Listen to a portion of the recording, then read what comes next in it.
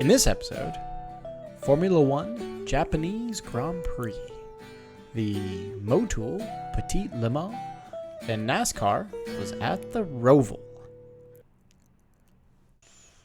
Welcome to episode 123 of the We Are Auto Show.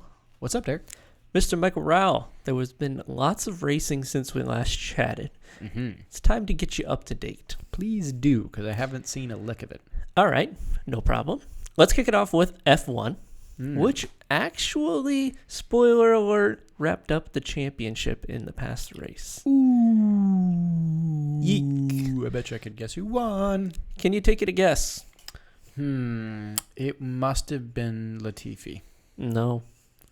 I think there was only one driver eligible to win the championship. That would be Mr. Verstappen. Yes, and he did indeed win it at a very wet Suzuka. Oh. A Japanese Grand Prix. It was on at 1 a.m. Eastern. Didn't watch that, but did watch the replay. Kind of glad I didn't watch it in real time because it started. They did one or two laps. Somebody crashed. It started raining harder. They red flagged the race for about 2.5 hours. And then they only got about 30 minutes of running after that. Well, that's boring. That's very boring. But, interesting note, they did start on wet tires, which is rare to see in F1 these days. Mm-hmm. Normally, they run straight to intermediates as quickly as possible. Yep. But we did actually get some racing on full wet tires. Good. And there were even people on the internets that were like, we're not going to see wets all season long, the whole thing. And they were almost right. Almost. But we got a little bit. In the first 3 laps, there were some shenanigans that happened. Pierre Gasly ended up stuffing it in the wall because he hydroplaned off. Oops. Fine. But at the same time, so did not Leclerc, but the other Ferrari, Sainz. He stuffed it in the wall. There were some shenanigans going on with the Williams. This was all basically on the same lap. And when all that happened, there was a tractor that was coming out to get one of the cars that got messed up, and Pierre Gasly had already pitted, and he was coming back around to catch up to the safety car train because they were under yellow flag initially, then went to red flag conditions. In the beginning of the red flag conditions, Pierre Gasly was going significantly too fast for red flag conditions, but he also passed a tractor, what you would call in Europe, or in the U.S., construction equipment, like a backhoe or a big front-end loader. That was on track getting ready to retrieve, I think, the Ferrari that crashed. But when Gasly passed him, Gasly was doing, 120 miles an hour. Jesus. The tractor was on track doing, 4 miles an hour because that's top speed. Yes. Wide open. Now, the bad part about that is that there have already been drivers killed at Suzuka due to tractors being on track. Ooh. And this was the biggest red flag for F1 ever. It was bad. There was a red flag out on track, so Gasly should not have been doing the speed. He should have been doing pit road speed. Correct. And he did get in trouble for that. He actually got penalized driver points on his license, which is a reasonable thing to do. Yeah. Because you're putting yourself and everybody else at risk. Yep. But it is not good for F1 to be putting tractors on track when all the cars are not either all behind the safety car or in a red flag condition. Why not just wait for all the cars to get off the track? Yeah. It's red flag. Yeah, they'll be off in a moment. You're not going back racing anytime soon. It takes at least 30 minutes to recycle those cars anyway. Yeah. So, not a good look for F1. Doesn't seem like it. Not a good look for Gasly. Not a good look in general for Suzuka or that Grand Prix. Yeah. But once we did get back to racing, there were some good battles that happened. There was one between Ocon and Hamilton, which you can see in frame here. That was a good battle that lasted for a long time.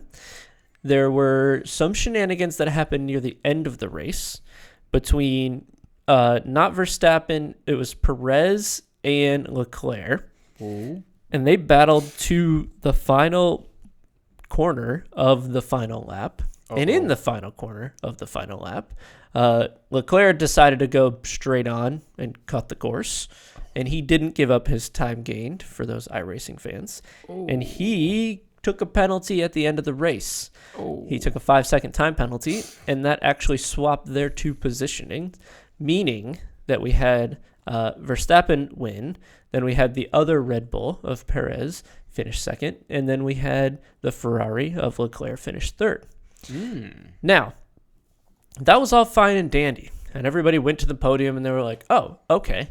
This race was not a full-length race because we had the 2 hours of red flag, basically. Correct. So what normally happens in that case is you will either get 50% points or 75% points, depending on how far through the race you've completed.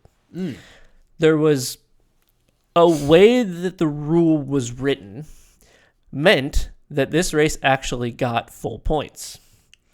And it had to do with them starting the race, then going to red flag, then restarting the race under safety car conditions and not a standing start. Which is terrible wording. Yes. Loophole. It was a loophole and a half. It will probably get patched, I'm sure. But what that meant is that for about 10 minutes after the race, everyone thought that, sure, Verstappen won the race, but he didn't win the championship. And not until he was out of the car and in the ceremonies and done with getting weighed in, almost onto the podium, was he notified that oh, you also clinched the championship. Congratulations. So it was a very odd, it wasn't a huge celebration from the team initially. It was great, we won a race. Yeah, okay, cool. We still got another one to go before we win the championship. And then it kind of didn't really have the same feel. It didn't have the same emotional feel that I won the championship.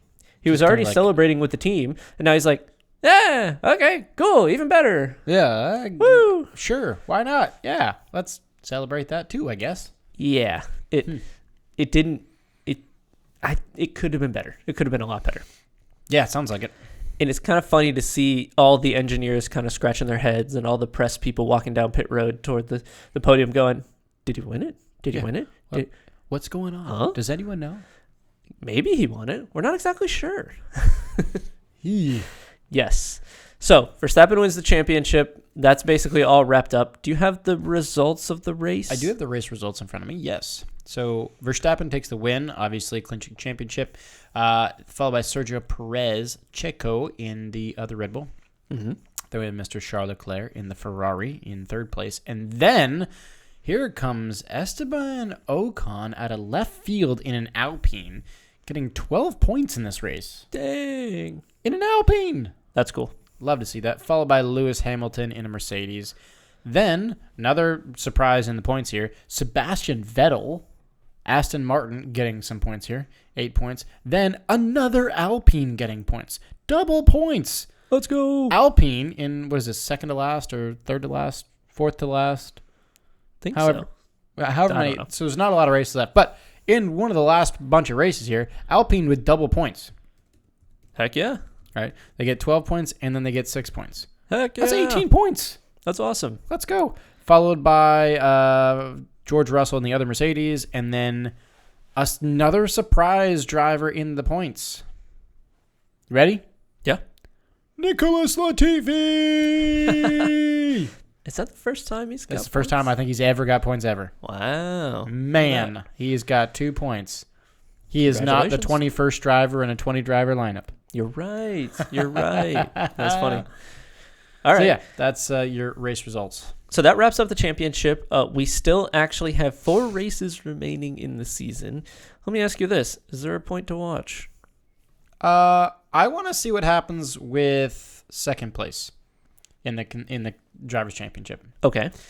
Because Verstappen's already won it, but Sergio Perez and Charles Leclerc in second place, they're separated by a point. Okay. 253 and 252. George Russell's not terribly far behind at 207, but I don't know if he'll be able to catch up. There's money to be had there, but who cares about second, third? Let's be real. Yeah, true. I'm just curious to see what happens. I mean, I'm you sure have a point. The teams care, but from a fan perspective. Did you know that Esteban Ocon has 78 points this season? Wow. No. I thought he had like 8 or 10. Yeah, I didn't know it was that much. Holy Good for him. cow. Dang. Well, there you go. Yeah, so we still have the US GP, the Mexican GP, Brazil, and Abu Dhabi left in the season. So we got 4 more races, right? 4 races. So, let me pose you the question. Nope. Because is it 4 or 5 races? I believe I don't know. 4. Yeah, I think it's 4. Let me pose you the question though. Should F1 change over to the way that NASCAR does things from a championship perspective? Which is the playoffs. That could be fun to watch. Oh, it could be super fun to watch. But the next one of the topics I have on here is talking about the NASCAR drama in the Charlotte Roval. And I'll let you make your decision after we talk about that. Okay. Because it's related to the playoffs and points and how it works. Okay. So keep that in the back of your mind. Should F1 not end the season until the final race with some playoff shenanigans, right? Because I do think this is not good. But last year was amazing, where they went down to the final corner of the final lap of the final race. Like, it was amazing. Yeah. And the points were tied going into the final race. You're not always going to have that in F1. Actually, majority of the time, you do not have that in F1. Almost never going to have that. Yeah. It's very rare. Should you, though? That's the question. That is a good question. Okay. There are some other shenanigans that are going on in F1. There's an article that came out on Monday, the day after this race. And the article says, after delaying the announcement for a week, the FIA has confirmed that Red Bull and Aston Martin had minor overspends in 2021. Meaning they were over budget cap. Last year. Not Which this is year, crazy last to think year. there even is a budget cap. There is. What did they cap it at? $1 gazillion. Minor over is $145 million. Holy shit. There's nothing minor about 140. What the scale of the money of F1 is just mind-boggling.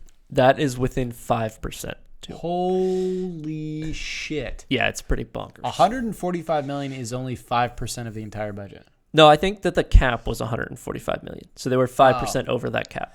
Oh, Yes. Okay, that makes more sense. Or within 5%. I was gonna say. No. It's That's not billions. Yeah. It's like that do numbers go that high? So they were in a minor and there's something called a minor breach and a material breach. Minor breach is within 5%. Material breach is within 7.5%. So between 5 and 7.5. And there are different penalties that are applied based on which breach you have. The current understanding of what happened is it is related to either travel expenses or hospitality expenses. And it's not like car engineering things. So it's not a huge deal. It's not going to be championship revoked. It's literally them just getting more rooms at the Ritz and not at the Holiday Inn. Kind of sounds like that. Yeah. Like, you shouldn't have ordered steak. You should have ordered chicken. Here's the quote. The FAA Cost Cap Administration is currently determining an appropriate course of action to be taken under the financial regulations with respect to Aston Martin and Red Bull, and further investigation will be communicated in compliance with the regulations. Wow, that sounds very compliant. It's very nuancy for, we don't really know what we're going to do yet, but we're thinking about it. Yeah, we're going to do something, but we're just going to slap them on the wrist and be done with it. It sounds like it. Yeah. And I don't really think, if it wasn't engineering related, I don't think you need to do more than this. But do you set the precedent? I didn't say that right. Not you set the president. The precedent for other teams to then start fudging a little more to that edge. A little bit. I think you do. A little bit. I think if you slap them on the wrist, you don't show the other teams. Why not push it? But what would you do if you don't slap on the wrist? Revoke the entire championship? No. That's you don't go that far. But maybe you dock them for this season or this next season. Maybe you say, 10 mil down on your engineering. Have fun. Ah. You were over the cost cap. X mil last 2 years ago. This next year, you're making up for it. You take the amount that they were over, reduce that from their engineering, not their hospitality. That's my first thought. Or just reduce it from their future hospitality budget. Yeah, but I think you do either dox them on the money. I don't think you dox them in points or race penalties or anything like that. But you do at least have to set some sort of line in the sand. Yeah. Because you can't just do a slap on the wrist. Yeah. There's no point in having the whole cost cap in the first place. Agree. Yes. All right. That wraps up most of the F1 stuff. Championship's over. We'll debate about the championship playoff stuff here soon. But in the meantime, there was another event, a season-ending event, that was over in IMSA. Petit Le Mans. The Petit Le Mans. Small Le Mans. Yes. So this happened over the past weekend. Great race. I think it's a 10-hour in total event, which is pretty awesome. They start in the daytime. They end in the nighttime. I got to see some of the racing. It was good. I will say, man, the DPI drivers, they are ballsy. Yeah, they make moves in corners that I could not imagine trying to do. Cojones on those drivers. Coming down and up the hill, going around GT cars, battling it out while they're battling it out is wild to watch. Yeah. But also super entertaining for the fans. How can you not love that? I have no idea. Honestly, I have no idea. Overall in the race, we had a battle of the Cadillacs until about 40 minutes remaining, in which the scenario was both the Cadillacs put each other into the wall and hand the race over to the Acuras. Oh, no. Both of the Chip Ganassi Cadillacs were battling for the lead until they decided to end the race. Ooh, that hurts. Yeah. That hurts a lot. I like watching good battling, but you cannot race your teammate hard enough to punt both of you into the wall. Yeah, that's a no-no. That's big like no-no. Huge do not giant X over doing that. So after that did set up the situation where the two Acuras were battling it out for the win of the race and the win of the championship. That's great. Yeah. You can't ask for any more than that. Correct. And in the end, the pink Acura came out ahead. Ooh, I do like that livery. Yes, I do too. Actually, if I had to put money on it, I would have thought that the Wayne Taylor boys in the blue Acura would have won. But they got outdriven by, I think, Blomqvist was the final driver in the pink Acura. And man, he drove the car off that. That was Blomqvist, Castroneves, and Oliver Jarvis. Yeah. He drove the wheels off that car at the end of that race. And it was pretty good to watch. Hell yeah. Yep. So, F1 finishes 4 races prior. IMSA brings it down to, I think it was basically 10 minutes remaining in the race when they had a little touch between the two Acuras and the Wayne Taylor car took a flat from it, and that sealed the deal at that point. Then it was Acura versus Cadillacs. Once again. Yeah. Overall, super entertaining race. Do you have the other class winners? I do. So DPI, that was the Meyershank Racing Acura, Tom Blomqvist, Elio Castroneves, Oliver Jarvis. LMP2 was taken by the, the car driven, was that the car number 8, driven by Louis Delatraz, Andrade, and Farano. Then we had the LMP3 taken by the car number 36 with Gabby Chaves. Is it Chavez or Chaves? Yeah, Gabby Chavez. Chavez, yeah. Jarrett Andretti. And Josh Burton. And then going to GT. Wait a minute. So when I'm reading these results, I'm seeing there's GTDs in front of GTD Pros. There are. Explain. Safety car was inserted into the field, and the point that they were inserted meant that the GTDs were able to go around and lap themselves, and the GTD Pros were not. Oh! Yes. That's funky. That was very funky, and I believe that they all finished a lap ahead, or the big pack in the front did. Yeah, the leading GTD finished a lap ahead of the leading GTD Pro. Yes. I'm reading this. I'm going, wait a minute now. Something ain't right here. The leading GTD was taken by the number 66 car. That is the Mario Farnbacher, Simpson, and how do you say his last name? Bechtolsheimer? Yeah, Holy shit. Bechtolsheimer. Yeah, in the NSX. And then GTD Pro was taken by the number 14 Lexus RCF GT3 Vassar Sullivan by Hawksworth, Barnacote, and Kirkwood. It is odd to see GTDs instead of in front of the pros in the finishing order. It took me a second. I don't believe that the cars from a performance perspective are that different anymore. I think they've only BOP'd them to just like a little bit more weight. Is all it is. A teeny bit more.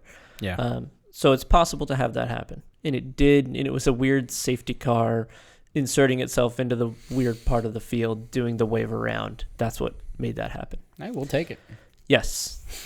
Overall, a very good race to watch. Sounds like it. So that does bring us to what happened the day after that race at that same track. Oh.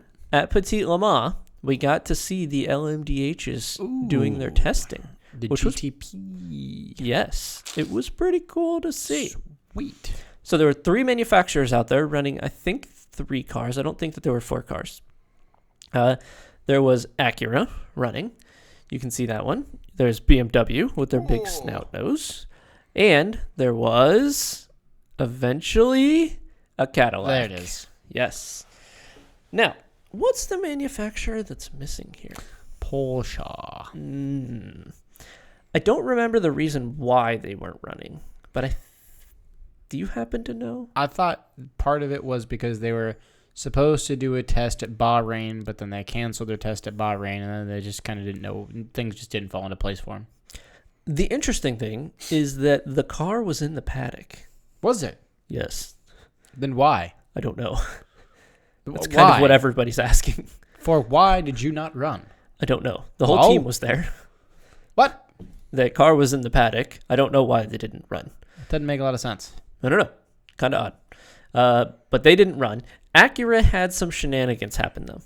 I heard about that. Yes. In the first day, they broke a suspension component and stuffed the car in the wall. Unfortunate. But the way that the suspension component broke was more of a symptom of a design flaw, an engineering flaw, than it was anything else. So they actually parked the car. They parked the car for the rest of that day. They, as quickly as possible, redesigned, re-engineered, and flew in overnight a new part to replace that on the car. And then I think they had driver error stuff the car in the next day. Oh, God. Yeah. So they didn't have the best of tests. The other 2 cars, from what I understand, did do pretty well, got a lot of miles and got a lot of data, which is what you're trying to do. Yep. And the Cadillac sounds amazing. Yeah, big American V8. Yes. Yes. So I'm looking forward to Daytona. It should be super cool. We're going to see all 4 of them out, which will be awesome. And we'll see how they play the BOP game in the Daytona test and the practices before. And we'll see how the Acura hopefully doesn't stuff it going into the bus stop. It inevitably will. Because that, to me, is where I could see that happening the most for them with suspension problems. Yep. We'll see. So that was all the IMSA stuff. Probably won't be talking much about IMSA until around the Rolex 24 time because their season is over now. Yep. But there's another series going on right now, and it's good old American NASCAR. Yeah, and brother. They were taking rights and lefts over the past weekend. Oh, where'd they race? They were at the Charlotte Road Oval. Oh, or the Roval. Yes. Which I think is actually an awesome track. But NASCAR diehards absolutely hate it. That's okay. So, at this race, this is technically a playoff race, and there was a cutoff. There are, I don't remember how many cars, I think there were 16 in the playoffs or something like that. And if you weren't in the top, I think it was half, so the top 8, you got basically kicked out. Your season from a championship perspective is done. Damn. Unfortunate if you didn't make that. Yeah. Now, very. The hot drama here is that Cole Custer at Stewart-Haas Racing, which I believe is the Tony Stewart's team, and Gene Haas.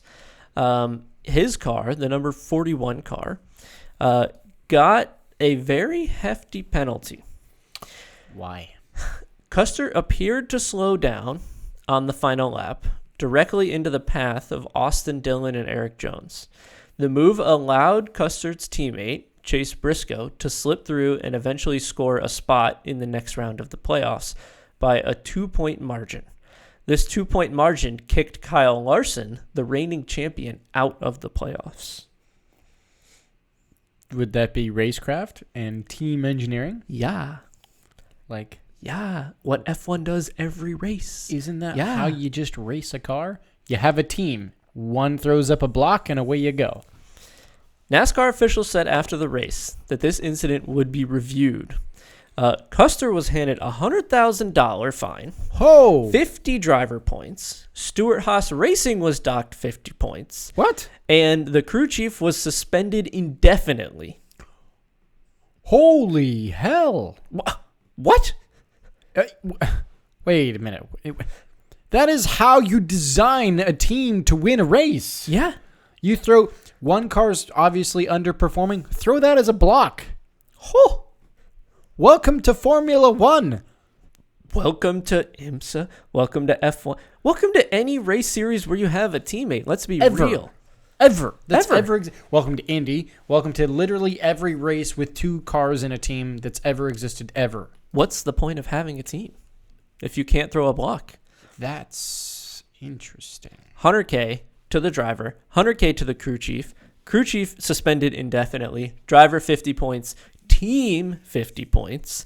Holy moly. That's heavy. We don't know. We suspect that there was talk prior to the race that this was a planned thing if they got into the situation where it made a difference.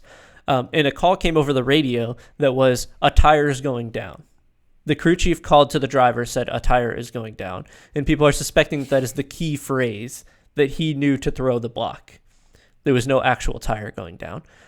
But, whoa. Overreacting much? Huge. Whoa. Yeah, there's a spider in my room. Let me grab the flamethrower. I'm not going to grab a newspaper rolled up. I'm going to grab a flamethrower. Burn the house down. Exactly. Holy moly. That's big. That was very big. A lot of fans very upset. Guessing they don't watch more than NASCAR? It's just my guess. That seems like standard practice in, racing. Kind of odd. But that does mean that the reigning champ is now out, and I guess that a bunch of fans are pretty butthurt about it. Let the butthurt flow through you. Yeah. So, let me pose you the question then. Should F1 have playoffs? I think it'd be fun. I think it would be too. I think it'd be awesome. I think it'd be a lot of fun. Because you know what this is not? NASCAR right now is not in a situation where the championship is over. Correct. And there is a reason to watch the race. Now, the other question here is NASCAR recently implemented this. And they implemented it specifically in the latter quarter of the season. You know what also happens to line up in the latter quarter of the season? Do tell. What sports start around this time? Football. And? Hockey. Yes. Mainly football. So you got it on your first choice. Yes. The TV ratings after football starts for NASCAR are So the playoffs are the way that they're trying to keep their TV ratings up. Now, tricky. When your reigning champ, the crowd favorite, gets booted out because of a thrown block from a teammate, your ratings go. I see where you're going with that. So, if you're the series, your hands are tied to throw major fines and penalties and all that stuff at the car that threw the block. At the car that was racing with the teammate. Yes. Yes. Oh. So that's what's happening here. I don't like it at all. Nope. Not one bit. Nope. But it is what it is. And that's how NASCAR works right now. They're trying to compete with the football TV ratings, which I don't think the football TV ratings are very good, but Not historically, it's some of the worst they've ever been, I think. Yeah. But that's a different topic for a different day. Mm-hmm. A little bit of other NASCAR news. Kurt Busch, who I believe had a crash at Pocono many weeks ago. I'm not sure if that's exactly the track, but he had a bad crash somewhere. Had a concussion, went through concussion protocol, is still fighting with brain trauma. Uh-oh. And it sounds like he's going to be retiring from NASCAR. Ooh. Now, there's a lot of hollering going on in the NASCAR garages, and it's about the new car being unsafe. Uh-oh. And it's related to Kurt Busch's crash with concussions and not having a soft enough front end to absorb enough impact, which is a reasonable thing to think, because we went straight to carbon fiber, right? And yeah, it's going to be harder overall. There's also problems that are happening with brake line failures. Oh. And when that happens, the brake rotors catch the brake line on fire instantly. And That's convenient. No, you get a flaming car that you have to get out of ASAP. And a lot of drivers are very upset about that, as you should be. Yeah, I don't want to drive a car that just spontaneously combusts. No one does. There are people like Denny Hamlin calling for a complete redesign on the car. Wow. That's a lot. Seems a bit excessive to me. Yeah, it seems like that you could penalty fix they gave out some stuff and not have to fully redesign the car. Highly doubt they're going to redesign the car, but I do suspect over the offseason we will get new front impact crash structures. We will get new brake lines, and I hope that they do that. Yeah. NASCAR's in an interesting spot right now. Seems like it. Yes. So that is all the news that I have to chat about from NASCAR. We do have some upcoming races this weekend. Oh. Not a lot, but NASCAR will be at Las Vegas Motor Speedway. The playoffs are still continuing. I think they're down to 8 cars. Don't quote me on that, but I think it's around that. Interesting. F1 will be on a break this week. They'll be at Austin, Texas next weekend, not this weekend. IMSA's done. WEC won't be racing again for another month. I think they have the 8 hours of Bahrain for a long time from now. So the racing is closing. It's coming to an end. 'Tis the time of year. Yes. So all you have to look forward to is NASCAR at Vegas. Well, darn. No IMSA. No F1. Mm-hmm. Bummer. Unfortunate. All right. Well, you got anything else for episode 123? I do not. All right. Well, thank you all so much for watching and listening. If you're watching on YouTube, please do drop a comment and a thumbs up on the video while hitting subscribe. Would be so grateful for that. If you're listening on audio, please leave us a 5-star rating and a review on your platform of choice. Apple, Google, Spotify, whatever it is. And don't forget, follow us on social. Facebook is We Are Auto. Instagram is We Are Auto _. YouTube is We Are Auto. And our website is weareauto.io. So thanks again. Catch you guys in the next one. Peace.